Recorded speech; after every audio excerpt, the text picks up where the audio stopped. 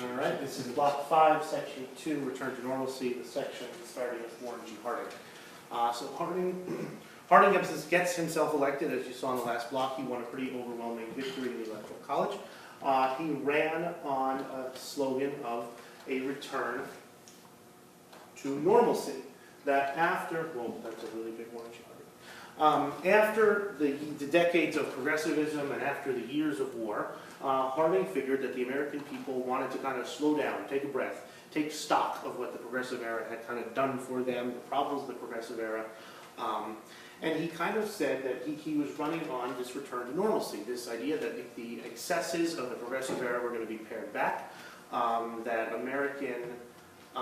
in his opinion, American business was going to be allowed to grow and expand again, that the wartime economic measures were going to be stopped, that all in all, it was going to go back to the regular, normal old America that everybody kind of had this view of in their minds, that an America before, the activism of Roosevelt and Taft and Wilson.